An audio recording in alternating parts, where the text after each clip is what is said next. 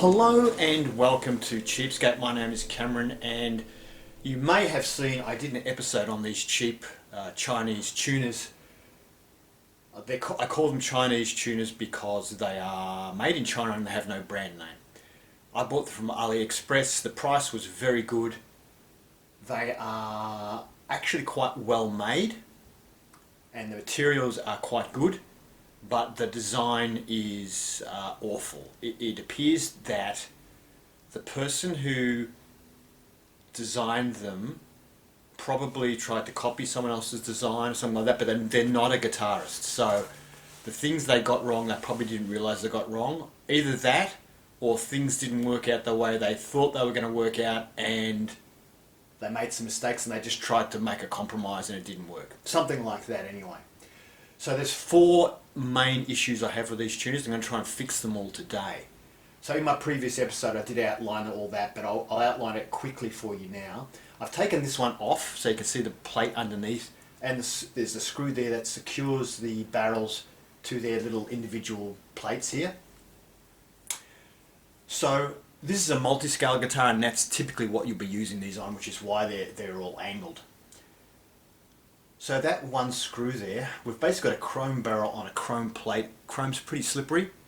That one screw often won't hold it in and the whole barrel will slide, putting the whole thing out of tune and wrecking your intonation, of course.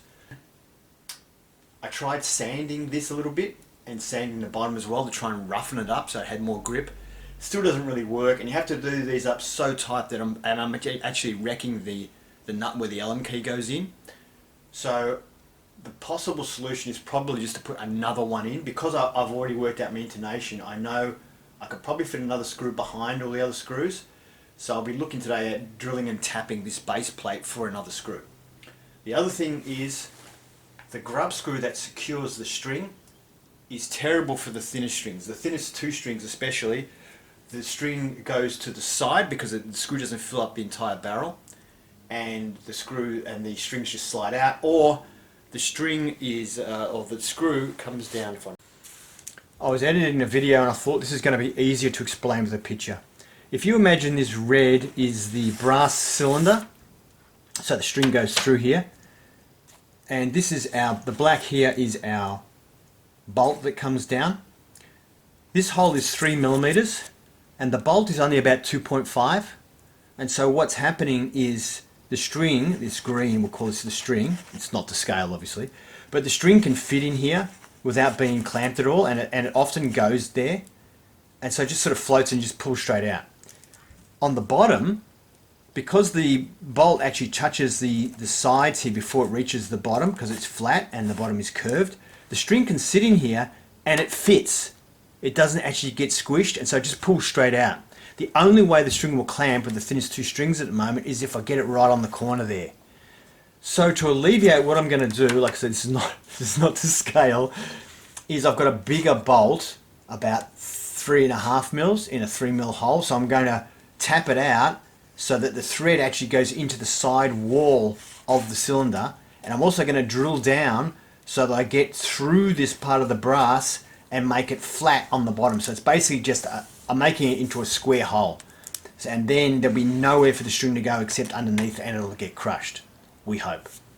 Also, this grub screw, which is used for securing it, is too small for this slot, or the slot is too big, whichever way you look at it, because the grub screw can actually move from side to side. If you watch this one here now, as I tune it, see it move from side to side. That little bit of movement is enough to put the guitar a little bit out of tune, and so when you are tuned, depending on which way you're turning it, it moves. Now with vibrations and stuff like that, it can start to move back by itself later on, putting the guitar out of tune. The other thing is these individual pieces here, some of them, like this one, wobbles. This one does too if you push hard enough, which means, yeah, see that movement? Which means you can be, if you're resting your hand on a bridge while you're playing and you accidentally push on these, puts the guitar out of tune. So we're going to try and fix that. So that's 1, 2, 3, 4, yeah. So four issues I want to fix on it. And then if I can fix all those, the tuners will be okay. So this is a tuner that's off now. So the base plate normally is on here, under here. And the screw is normally in here that secures the barrel down onto the base plate. String would, Actually, that's just fallen off. I'll put that back on, just so we know what we're doing, what we're looking at. So the string would rest on that. This is the little brass saddle. String would rest on here, goes through here, and enters this brass barrel, and then goes through and comes out here. You can actually put a ball end through here. I didn't know that, and so I'm using the grub screw. We'll actually remove that grub screw so we can take this apart the rest of the way. Okay, so there's our grub screw out. So we've pulled the barrel out now. We've got these 3 washers here. They've actually got like a ball bearing design. I'm just going to unscrew this now. Maybe I should have screwed it further off. Anyway, there it is. So I've got these 3 just to show you. They have a groove inside these silvery washers, and then this brassy looking one here has like little ball bearings, I think, in it. So it's actually, I don't think they actually rotate, but they definitely help it slide. So that's designed to make sure that they don't lock up the tuner at all, and they allow free motion, which is a pretty cool design, and a bit of work went in there. This is the barrel. I'm just going to take this. So the saddle is removable. There's a Allen key in here which you can use to hold it in place if you wish to, and these 2 little screws here, which they give you an Allen key for, is so you can adjust the string height. There's one on each side. So that's pretty good. So I'll take that out now so I don't lose it, and I'll leave the Allen key in the end there. The grub screw, I mean. Alright, so this thing here is the problem, and I won't show it to you now. I showed it on the last episode. This screw doesn't fill it. So this hole is 3mm. I know I've stuck a 3mm brass rod in there, and it fit almost exactly. So this hole is a 3mm hole. This grub screw is called an M3 grub screw, but M3 doesn't mean 3mm. So this actual grub screw is I measured it, I think it's about 2.5, 2.6 millimeters if you put calipers on it and measure it. The diameter is 2.6, I think. So that 0.2 on either side is enough for thin strings to slip through onto the side. The height of this is 5.7 millimeters. I went to the shop to buy some, and I thought, oh yeah, I'll get some actual 3mm. So I asked for 3mm. I said at least 6mm high the square to be as well. I came back, got home and checked them, and they were exactly the same as this grub screw. So, and I went back to the shop and I said, hey, your 3mm is actually 2.6, and your at least 6mm is actually 5.7 millimeters. They said, yeah, that's just how they are. I said, oh. So I said, well, you better give me 4mm then. So he gave me these ones now, and admittedly he was really good, even though it was really my lack of understanding of how screws work, how the measurements work. He gave me the new ones for free, which was very kind of him. So there you go. But anyway, you can see it looks a lot bigger. So this is an M4 and that's an M3. Now the M4, you'd think, oh, well, that's probably about 3.6, right? No, that's actually about 3.8 millimeters. So you get the range changes a lot. The size you can see is a lot bigger. Now this is actually slightly bigger than a hole at 3.8, and this is only a 3mm hole, but it's not too big, so I should still be able to drill a hole through here. So I'm probably going to drill a 3.3mm hole, or 3.2. I've got a drill bit that I think is 3.3 mils or something like that. So I drill that hole in there, then I'll tap it out and we'll put this in, and this will fill up the entire hole so the string can't go to the sides. And what I'm also going to do is drill down a little bit further so that I actually drill into the cylinder, and so I'll make a flattish surface on the bottom of the cylinder that this screw will actually go into that surface, so the string cannot escape and will be trapped. So we're going to do that today as well. We're going to tap that out. So this is just to explain to you what we're doing and why. Then, of course, you can't get anything the right size, so I ended up, because I couldn't get anything the right size, settling on possibly nylon. What I'm intending to do with this nylon is, I can't get the exact right size. I may thread the nylon, I'm not sure yet, but it's going to go on. Like, I can actually self-thread that on right now. Not very well, but it will do it. So you can see the, I don't know if you can see it, but I can see the outline of this underneath. I'm going to have to somehow sand this down so it just fits inside that barrel like a tight fit. Because you can see when this goes in, this part's a tight fit, right?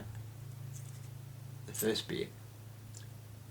But the rest of it isn't, and so it's able to wobble like this, which is why we get the end wobbling, because there's nothing stopping that from happening.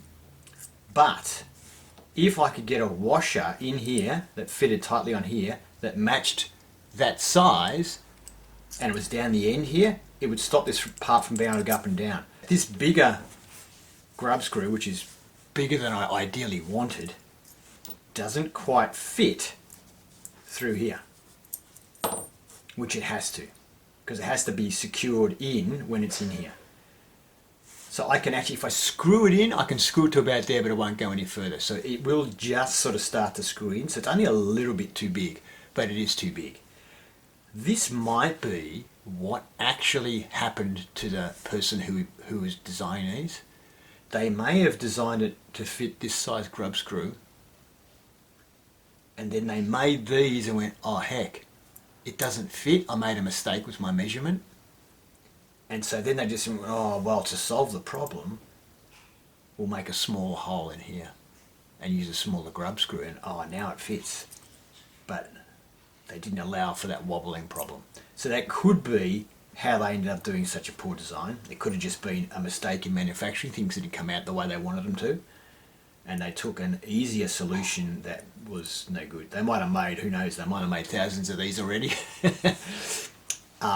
So I've got two options. I can either sand this down, file this to make it a little bit wider so that'll fit in. It may take some of the finish off though. It's probably brass coated or something. Or I may, and the only thing is I'm not sure how I'm going to do it yet, but sand the actual thread back. And I just have to secure the work. Because it's round, it's going to slip everywhere. Oh, that wandered.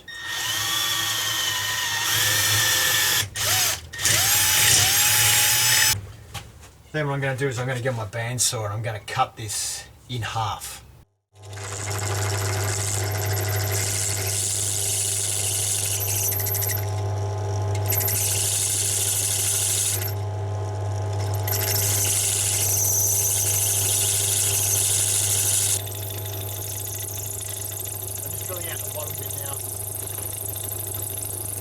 Got the temp stop set up so I can just push it down pretty hard. It's a piece of wire here and sticking it in, and I can feel that you can hear it clicking as I'm on the cylinder. I'm moving it to the hole, and the clicking sound you're hearing is the wire slipping down off that like little shelf into the hole. So just so I can feel that there's actually a hole there.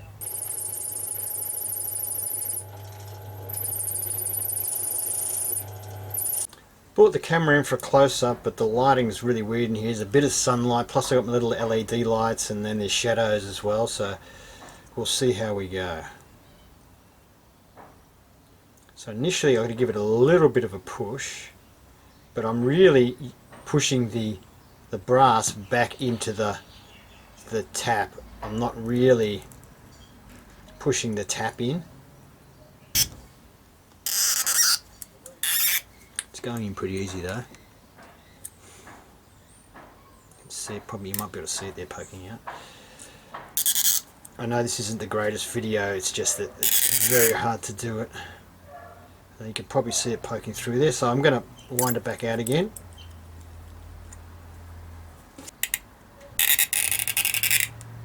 Okay, I'll back it out again. Oh, it's become stiff pretty quickly here. I'm going to hold a bit of a better grip on it now. I'm going to wind it back a little bit and then wind it back in again. So I'm winding it back to allow any built up brass to come off it and clean itself. Okay, so let's see. We look like now we're pretty much to, where are you there? We're pretty much to the bottom, as you can see there. Focusing. So I'll screw it in.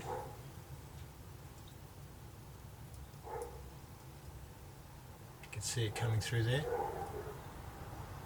I'll use the Allen key to tighten it up if I can.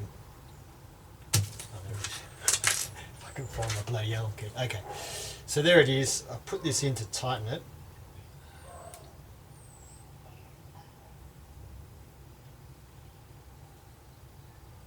It's about as tight as it's going to go in. So it tightens well, it goes in well, it sticks out too far, so I'm going to have to grind some off the bottom. They're too long. This is the only length I could get at this width. It makes it all the way there. It looks like it probably will clamp the string now, and it definitely fills out the whole thing side to side. So there's nowhere for the string to go except get clamped. Probably essential for this sort of project is, yeah, if you can find one of these cases or a fishing tackle box or whatever, just so you can put all the components in places that otherwise you end up losing stuff. You know, and something like this too, that when you're working on bits, you can close it, so if you knock it off the bench, it's not a disaster.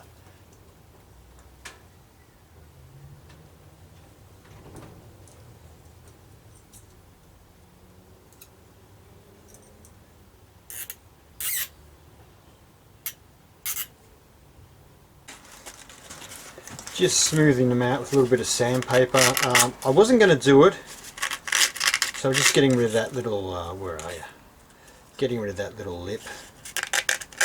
I wasn't going to do it, but then I thought, you know what, it doesn't really matter about the finish on these too much, because you can't really see them once they're inside the tubes anyway. So I've got one of the tubes here, and you know, that's all you see anyway, so it doesn't really matter how shiny and polished it is. I'm just making sure it can move freely through the tube and it's not getting stuck anywhere, so I've got to get those little bits off to make sure it can do that. It is still getting stuck a little bit, so I've got to do some more on this one.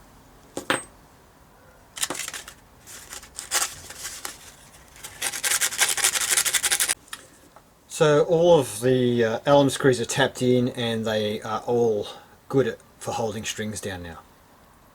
And they slide in and out of the barrel again since I took off little nooks off them.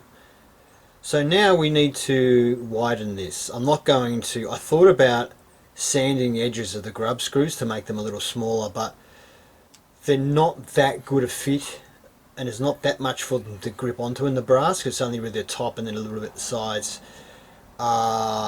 And they felt like there's a little bit of movement in them side to side until they're clamped down tight. So I just don't want to risk filing the screws down. I don't think it'll work, they'll be too loose. So we're going to have to widen this out a little bit. I've got files here, so we'll use some of these files.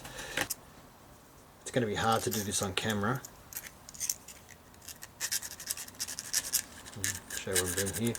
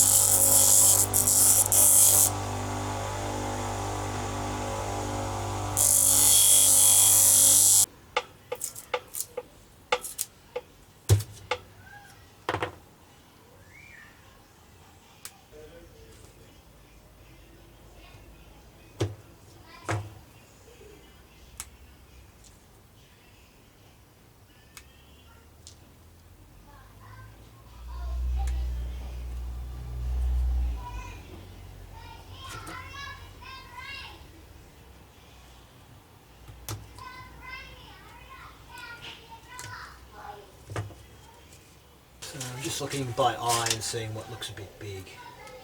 This side looks a bit big.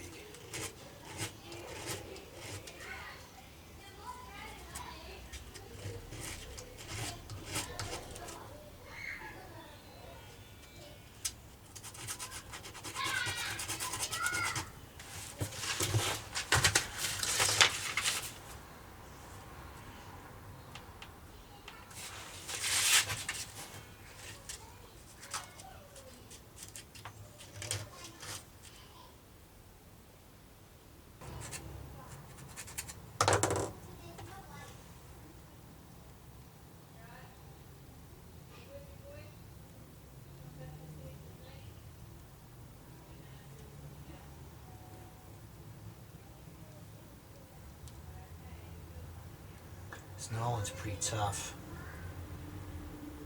Won't really thread, and it's not filing very easily either. It's threading on now. Hallelujah, so it's threaded now, or it'll follow the thread at least.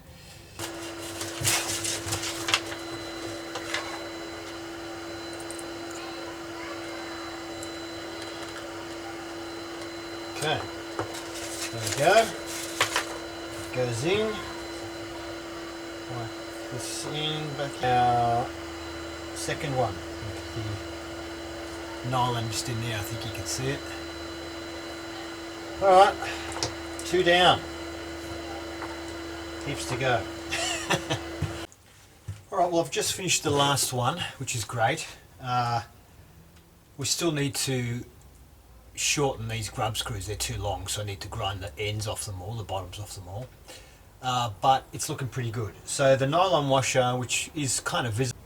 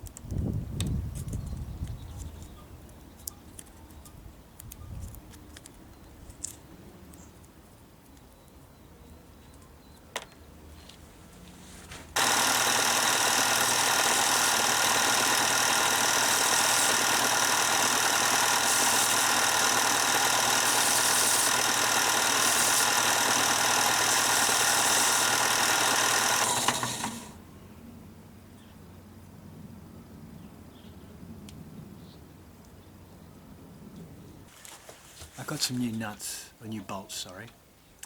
They're a little longer than the one you can see here, it's in there. So I'm going to have to, I was thinking about cutting them shorter, but that's going to be a pain. But because of my situation, I can actually just drill it right through, and I'll drill it through the plate underneath as well. And I might as well tap it into the plate as well while I'm at it. I made the base plate, it's custom, so I'm not worried about it. The only thing I did notice too though is that the head, that's 5 mils across, this one's about 5.5 across, so I'm just going to make sure I allow enough room for these new ones to go in and the heads not to hit each other, the button heads. This is going to be, I think, very hard to drill through because of the chrome, so we're just going to see.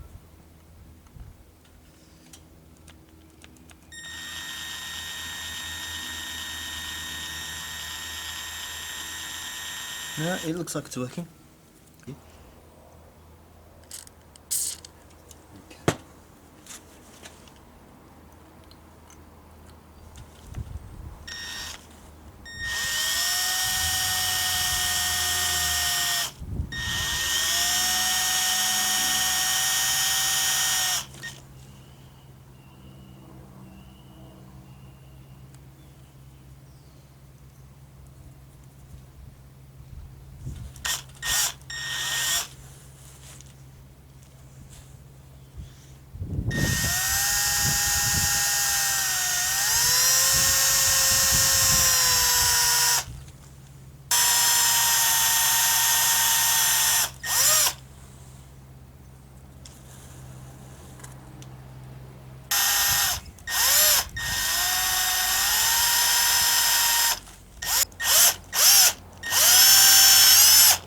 timber now. Next rotation out.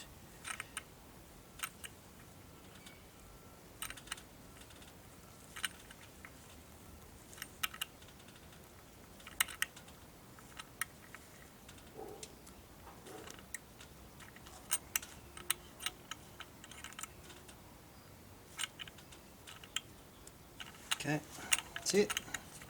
Then we can go ahead and do all the others, I guess.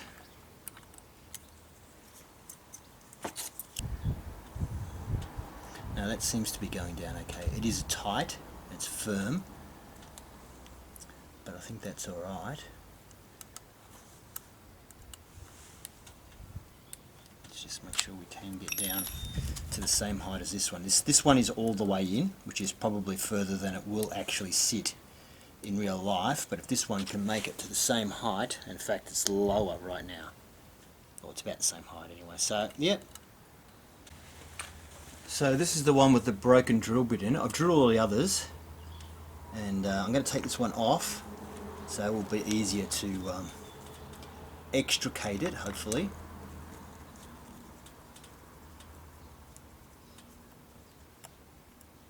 Not exactly big screws holding this thing down.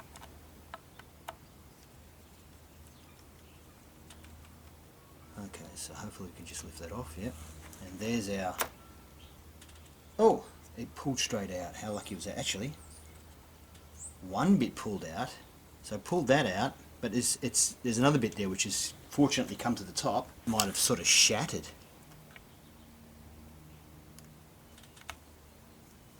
It's another fragment. There could well be still more in there. If we do hit it, we'll know. Judging by that, I think we probably got it all out. Yep, we're down to wood now. Alright. Fixed.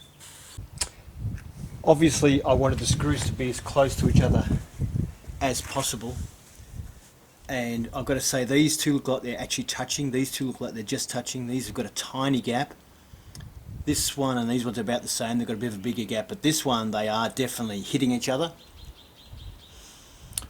Not sure how we're going to go with this one. The original screws are a little bit looser in their socket. So I'll back this one off a little bit. And I think that's what happened actually with these two here. The reason they're actually touching, but they still work, is that look, if I do this, you can see this screw moves backwards and forwards a little bit. Right, that's how it came. Whereas my ones don't move at all. They're like tight. So these ones, I think, if it's just next to each other, these ones actually just push out of the way a little bit, and that you can move them a little bit because they're a little bit loose in the thread. But these two are just too close. So I might have to grind back the edge of this one. I'm pretty sure these guys are made from stainless steel, so I'm not going to muck around with sandpaper or go straight to file.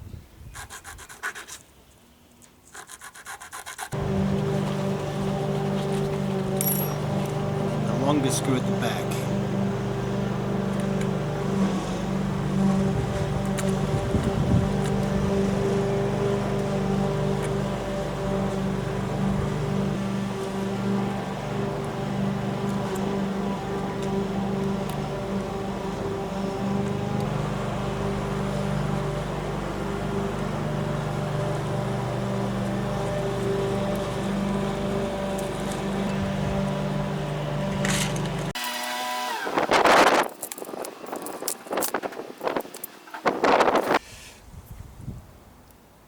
I was looking at a wound string.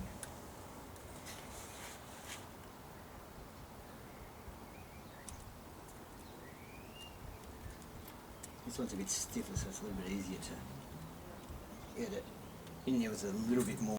Alright, I've put the guitar next to my latest build, my nylon string classical narrow neck 0 fret electro acoustic nylon string. Anyway, this guitar here though, we fixed the tuners. So, let me pull back a little bit. I've just finished setting the string height and intonating. So of course I have a 0 fret, so that's preset. But at the 12th fret on the bass E I'm now 1.5 millimeters, and on the low E I'm 1 millimeter, and all the other strings are somewhere in between. So I've got very nice slow action, doesn't buzz anywhere. The intonation is a little hard to set with the 2 screws, but the double screw works fantastic. I had no sign of movement out of any of these. Whereas before, with the single screw, I'd just be tightening up like these, especially these couple of bass strings here, and they just would start sliding. So no sign of that at all. So the double screw has definitely fixed that issue. These don't move side to side anymore. The bigger screw now fills up the slot, so we've eliminated that issue as well. All the strings clamp down really easily. These don't move now. The nylon, unfortunately, you can see all the nylon washers. I wish that they were right down under here, but you know, it's too hard to position them. I guess I could, now that I know where the tuning is, I could, you know, take them off and move them all down. But really, I can't be bothered. The look of them doesn't worry me. The double screws I thought too don't look too bad, and these came out looking good. So it fixed all the problems that we had. So we no longer have these moving up and down, changing in tune when you put your hand in the bridge. These don't move side to side anymore. The strings clamp down basically straight away, and yeah, we don't have the barrel slide anymore. So we've fixed all the issues. So I guess the question is, was it worth it? Is it worth buying these cheap Chinese tuners and then fixing them up? No, it's not. Look, I'm pretty sure these cost me $130 when I bought them from AliExpress from China. Now, look, that's 130 Australian dollars. They might be more expensive now, I don't know. But anyway, they were 130. At that time, I can't remember how much the hip shots were from America, but they were very pricey. I think, I don't know, $500, something like that, $600, something like that. And Mera in Ukraine, M-E-R-A, there are some other small companies that do them as well, but Mera, they look pretty good. They're on their 3rd version now. They keep improving on them. And when I rang them, they were I think they were $40 per unit, which would have worked out to, what, 6/4s people? It was about $240. Now, when I spoke to him, I said, yeah, but how much is shipping from Ukraine? He said, that included shipping. I said, what, to Australia? And he said, yeah. So $240, I could have had those. Now, that's pretty cheap, and they look like really good quality. And easy to intonate to from what I can see of them. And they look good. So that would have been really better, and if I knew what I know now, I would have got those, for sure. The thing is, when I built this guitar, I had a very experimental neck which actually snapped. So if you want to watch a video of the building of this guitar, the whole neck was like this, except it sloped like on angles. And anyway, it broke. I used the wrong timber. I used spotted gum, which is what this body is as well, which looks beautiful, but it shrinks. It's not good timber. So now I've just got a solid maple neck. It's got a little bit of laminations on the side. But yeah, so the joint here looks a bit funny because I actually had to cut the old neck off and then make a new neck and glue it in. But anyway, because this guitar was experimental, it was also a multi-fret. I'd never even played one before. And all the guitar shops in my area, I went to them and said, oh, can I play a multiscale? And they said, oh, we don't have one. None of them had one, so I couldn't try it. So well, I'm going to build it and see if I like it. So I didn't want to put really expensive hardware on. So I got these cheap tuners. I also got Wilkinson pickups, which are cheaper pickups, and they had a reputation for being pretty good for the money. And they're quite good pickups. There's nothing wrong with them at all. Passive pickups, humbuckers, and they're good. I'm quite happy with them. Yeah, so anyway, that's why I went for the cheap tuners, even though the build was very time consuming and a pretty radical build. It was, yeah, I didn't know if it was going to work and all that. Thanks for watching the video. I hope you got something out of it, if you enjoyed it or it helped you in some way. If it did, please consider giving it a thumbs up, and also consider subscribing if you want to see more things like this. Thing is, until I get 1,000 subscribers, YouTube won't pay me a cent, and I really want to get the channel moving.